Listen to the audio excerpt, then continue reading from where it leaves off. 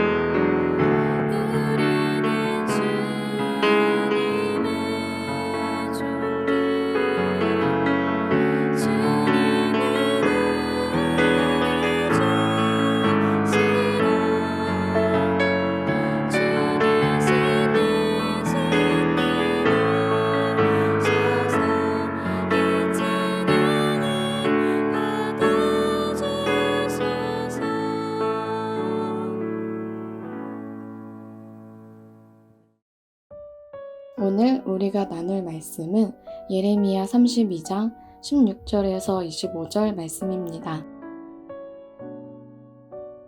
내가 매매 증서를 네리야의 아들 바룩에게 넘겨준 뒤에 여호와께 기도하여 이르되 슬프도소이다. 주 여호와여, 주께서 큰 능력과 펴신팔로 천지를 지으셨사오니 주에게는 할 수 없는 일이 없으시니이다. 주는 은혜를 천만인에게 베푸시며 아버지의 죄악을 그 후손의 품에 갚으시오니 크고 능력 있으신 하나님이시요 이름은 만군의 여호와시니이다. 주는 책략에 크시며 하시는 일에 능하시며 인류의 모든 길을 주목하시며 그의 길과 그의 행위의 열매대로 보응하시나이다. 주께서 애굽 땅에서 표적과 기사를 행하셨고 오늘까지도 이스라엘과 인류 가운데 그와 같이 행하사 주의 이름을 오늘과 같이 되게 하셨나이다. 주께서 표적과 기사와 강한 손과 펴신팔과 큰 두려움으로 주의 백성 이스라엘을 애굽 땅에서 인도하여 내시고 그들에게 주시기로 그 조상들에게 맹세하신 바 젖과 꿀이 흐르는 땅을 그들에게 주셨으므로 그들이 들어가서 이를 차지하였거늘 주의 목소리를 순종하지 아니하며 주의 율법에서 행하지 아니하며 무릇 주께서 행하라 명령하신 일을 행하지 아니하였으므로 주께서 이 모든 재앙을 그들에게 내리셨나이다.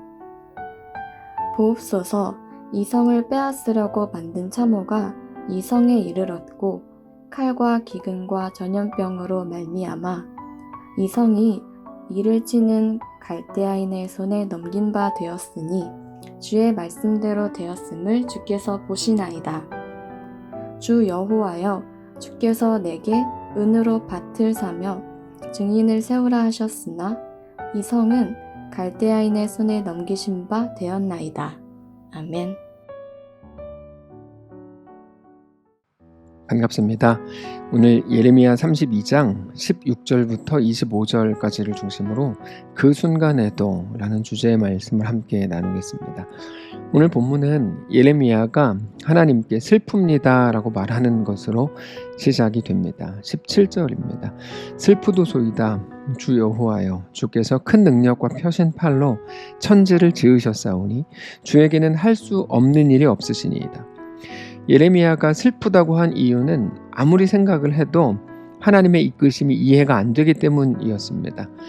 물론 예레미야는 하나님께서 말씀하신 대로 모든 일들을 순종해 왔습니다. 순간마다 자기가 고통스러울 때 혹은 이해가 안 되는 말씀일 때에도 하나님께서 전하라고 하시는 그대로 백성들에게 말씀을 전했습니다. 그런데 백성들에게 전하고 나서 혼자 집에 와서 이제 생각을 해보면, 아니 어차피 회복시키실 거라면 굳이 왜 바벨론 포로로 그들을 보내셔야 되는가? 범죄한 백성들을 돌이키게 하는 게 목적이라면 그러면 그냥 그저 살짝 겁만 주면 되는 거 아닌가? 이런 생각을 했던 거죠. 하나님께서 약속하신 회복과 지금 당장 눈앞에 일어나고 있는 커다란 고통 사이에서 그 둘이 도저히 매치가 안 되는 거야. 연결이 안 되고 이해가 안 되는 거죠. 물론 모든 일들에 대해서 다 이해를 해야 되는 건 아닙니다. 예레미야도 그거를 잘 알고 있었습니다. 그래서 하나님께 원망하는 것보다 먼저 하나님을 찬양하는 고백들을 합니다. 17절을 다시 보시면 슬프도소이다 주 여호와여, 주께서 큰 능력과 펴신 팔로 천지를 지으셨사오니 주에게는 할 수 없는 일이 없으시니이다. 주는 은혜를 천만인에게 베푸시고 아버지의 죄악을 그 후손의 품에 갚으시오니 크고 능력 있으신 하나님이시오 이름은 만군의 여호와십니다. 하나님은 창조주십니다. 전능자십니다. 우리를 이끄시는 분입니다. 은혜를 베푸시는 분입니다. 이렇게 고백을 하고 있는 거죠. 그러면서 하나님이 공의의 하나님이신 것에 대해서 이렇게 고백합니다. 19절입니다. 주는 책략에 크시며 하시는 일에 능하시며 인류의 모든 길을 주목하시며 그의 길과 그의 행위의 열매대로 보응하십니다. 예레미야는 하나님의 완전하신 주권을 인정하고 고백하고 있는 중입니다. 단지 세상에 있는 일들이 어쩌다가 일어난 일이 아니고 하나님의 계획과 섭리 속에서 이루어진 일입니다. 이렇게 이제 고백을 하고 있는 거죠.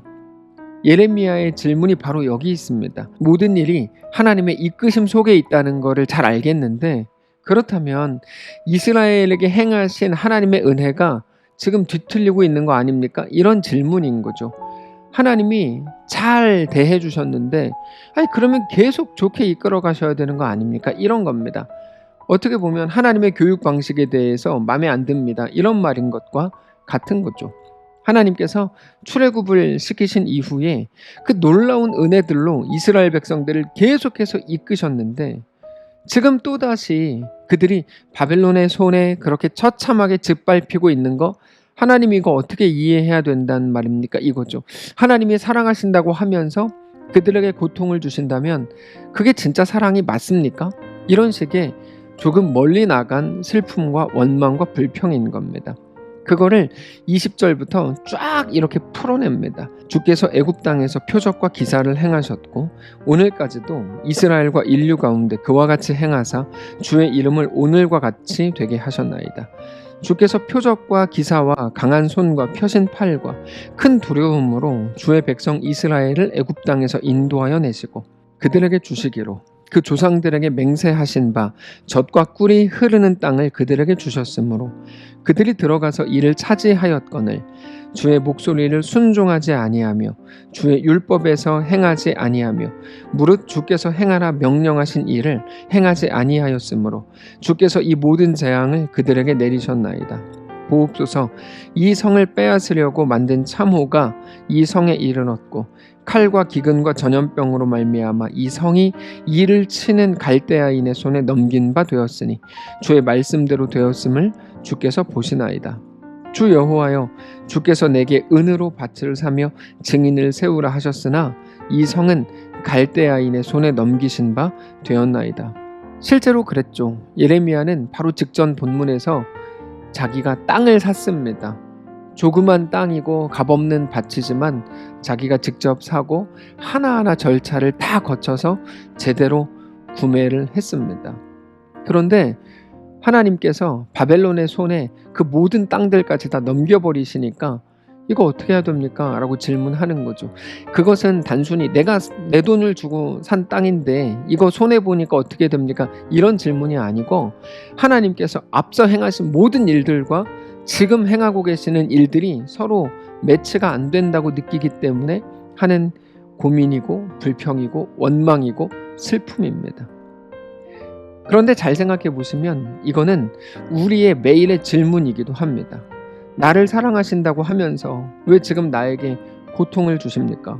왜 나를 더 이상 돕지 않으십니까? 내가 그렇게 기도했는데 왜 내 사업이 그냥 지지부진하게 그렇게 머물게 놔두십니까? 우리 자녀를 주실 땐 언제고 마치 취하시는 것처럼 지금 아프고 고통스럽게 하는 이유는 뭡니까? 나에게 그때 그 일 때문에 그렇게 기쁨을 주셨으면서 왜 더 이상 내 삶을 책임지지 않고 그 일이 완전히 잃어버려지고 빼앗긴 것 같이 완전히 무너진 것처럼 나에게 느끼게 하는 이유는 무엇입니까? 이게 우리의 매일의 질문인 거죠. 우리 마음속에 있는 감정이 우리 머릿속에 있는 생각, 특별히 하나님에 대한 지식을 앞설 때가 너무나 많이 있다는 것을 우리는 우리 삶을 통해 매일같이 경험합니다. 우리 감정이 우리의 지식, 하나님에 대한 믿음을 넘어서는 거죠. 그거는 어떻게 보면 굉장히 어리석은 일일지 모르지만 사실 너무나 자연스러운 일이기도 합니다. 우리보다 앞서갔던 모든 믿음의 선배들, 특별히 선지자들마저도 언제나 마찬가지였고 오늘 본문의 예레미야도 똑같은 겁니다. 근데 중요한 거는 그 순간에도 오늘 말씀의 제목이 그 순간에도인데 그 순간에도 우리는 하나님의 하나님 되심에 대해 분명히 인정하고 그 앞에 엎드려야 된다는 사실입니다. 그래야만 오늘의 내 감정이 내 속에 있는 믿음을 넘어설 때 그럼에도 불구하고 내 감정에 우리는 집어삼킴을 당하지 않을 수 있기 때문입니다. 예레미야가 오늘 본문을 통해서 우리에게 그거를 보여주는 겁니다. 하나님은 나를 지으신 분이다. 이게 언제 고백되는 겁니까? 깊은 슬픔 속에서 고백되는 거죠. 오늘 본문의 시작은 슬픔입니다. 하나님 슬픕니다로 시작된 본문인데 그 뒤에 이어지는 내용들은 슬픔이 아니잖아요. 하나님은 나를 지으신 분입니다라고 하는 창조주 하나님에 대한 믿음의 고백이죠. 하나님은 내 삶을 주관하시는 분입니다. 하나님은 나를 사랑하시는 분인 걸 내가 믿습니다. 하나님은 나의 아버지입니다. 하나님은 나의 왕입니다. 라고 하는 그 고백이 항상 우리의 마음속에 먼저 분명하게 고백될 때 우리의 넘어짐은 그리 길지 않을 수 있다는 것입니다. 우리가 잠시 속상하더라도 우리는 금방 일어설 수 있게 되는 것입니다. 하나님께서는 사람의 연약함을 잘 아십니다. 여러분, 우리가 얼마든지 슬퍼할 수 있고요, 불평할 수 있고 원망할 수 있습니다. 요나가 하나님께서 너 니느웨로 가서 복음 전해라 그렇게 말씀을 하셨을 때 곧바로 순종한 거 아닙니다. 다시스로 가는 배로 탔습니다. 거기서 이렇게 하나님께서 끌어서 니느웨로 옮겨 놓으셨죠. 그 사건이 그 유명한 큰 물고기 뱃속에 들어갔던 요나의 사건입니다. 그렇게 요나는 니느웨에 가서 3일길이나 되는 그 길을 반나절 만에 다 끝내버리죠. 대충 했다는 거죠. 그냥 날림으로 했다는 겁니다. 근데 그 결과가 너무 놀랍습니다. 모든 백성들이 하나님 앞에 엎드려서 회개했죠. 주님께 내가 잘못했습니다. 돌아가겠습니다. 회개합니다.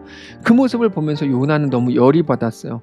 하나님, 니느웨가 이스라엘을 그렇게 공격하던 나쁜 놈들인데 그들이 회개해서 용서받는다면 이게 뭡니까? 그러면서 하나님께 1인 시위를 시작합니다. 하나님께서 그런 요나에게 교훈을 주실 망정 요나의 목을 쳐서 죽여버리진 않으십니다. 바로 이 부분입니다. 우리의 연약함과 우리 못난 모습들, 슬픔 혹은 불평, 하나님은 다 아시고 인정해 주십니다. 슬퍼할 수 있고요, 원망할 수 있습니다. 하나님께서 오늘 본문에서 예레미야를 책망하시지 않습니다. 다만 중요한 건 이겁니다. 그것에 집어삼킴을 당하는가, 삼킴을 당하지 않는가가 중요할 뿐입니다. 그때 여전히 하나님을 신뢰하면서 믿음을 고백한다면 우리가 가진 슬픔이 우리를 절대로 삼키지 못할 것입니다. 사랑하는 성도 여러분, 마지막 시대입니다. 사람들의 미소, 진심의 미소를 만나기 힘든 시대입니다. 원망과 억울함으로 가득 채워진 예민한 시대입니다. 우리도 얼마든지 연약한 말들, 그런 생각들을 쏟아낼 수 있습니다. 그러나 그 어떤 순간에라도 오직 하나님이 우리의 창조주이신 것, 주관자이신 것, 그 하나님이 나의 하나님 되시는 모든 일들에 대해서 정직히 고백하실 수 있기를 원합니다. 그렇게 우리의 삶을 하나님께 온전히 어떤 순간에도 내어드리는, 그래서 어떤 슬픔과 원망과 불평의 마음에 집어삼킴 당하지 않는 귀한 우리의 한 주가 되시기를 축복합니다. 우리 함께 기도하겠습니다. 살아계신 하나님, 우리 삶을 맡아주시길 원합니다. 늘 우리의 감정에 지고 우리의 생각과 우리의 그날의 마음에 우리의 모든 것들을 빼앗기는 우리들의 삶인지도 모릅니다. 원치 않는데 바울이 고백한 것처럼 오호라 나는 곤고한 사람이로다. 그 고백이 우리 매일의 고백인지도 모릅니다. 그러나 그 속에서도 하나님, 그런 모든 것들을 표출하더라도 그것들에 집어삼킴 당하지 않기를 원합니다. 믿음을 고백하게 하시고 하나님이 누구신지 매일같이 고백하고 우리 믿음을 쏟아내는, 그렇게 어떤 연약함에도 집어삼킴 당하지 않는 우리의 오늘 이번 한 주 되도록 축복하여 주시옵소서. 우리 주인 되신 살아계신 예수님의 이름으로 기도합니다. 아멘.